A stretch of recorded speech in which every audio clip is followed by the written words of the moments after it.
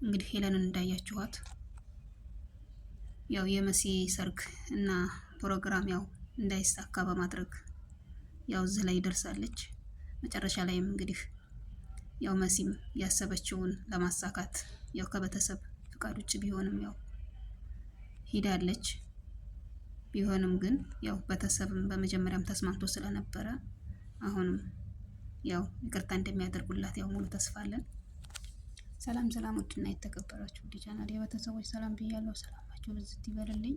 እንግዲህ ያው እንደተለመደው እንግዳ ክፍል 72ን ይዤ መጥቻለሁ። እንደተመለከታችሁት እንግዲህ እንግዳ ድራማ አስተማሪም አዝናኝም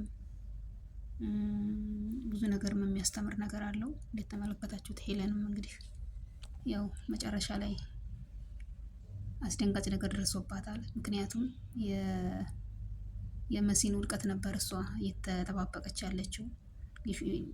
ሊሹም እንግዲህ እንዳያችኋት ያው ለእናቷ በማቃጠር ይኸው ሁሉ ነገር እንዲፈጠር አድርጋለች። እንግዲህ ሄለንም በበስተ መጨረሻ ሊሹን እንዳልወለደቻት የሚያስደነግጥ ዜና ደርሷታል። ያው ምንም ማድረግ አይቻልም እንግዲህ የእሷ ካልሆነች። ምክንያቱም ያው በእርግጠኝነት ተመርመሪ ብላ ነው መሲ ነግራት የሄደችው። ያው ሄለንም ባለችበት ደርቃ ቁማ ቀርታለች።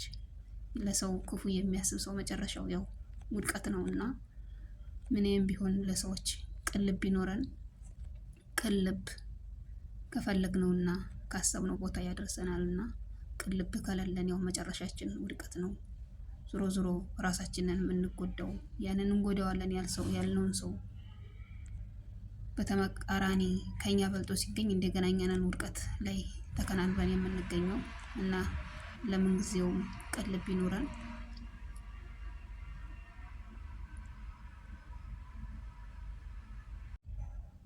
ያው እንግዲህ እናትና ልጅ የክፋትን ጥጊያው እንደተከናነቡት ነው። ሰው ጥሩ ነገር ይማራል፣ እነሱ ደግሞ በተቃራኒው መጥፎ ነገር ለማድረግ ነው ያው ቆመው ያሉት።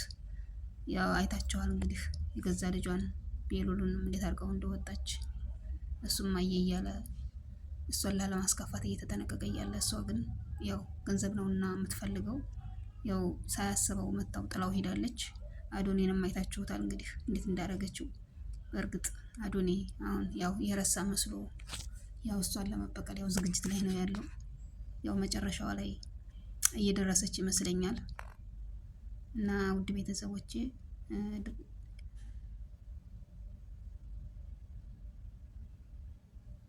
ውድ ቤተሰቦቼ ድራማው በጣም አዝናኝም አስተማሪም ነውና እንግዲህ ቪዲዮውን ስታዩ እስከ መጨረሻው ይዩልኝ።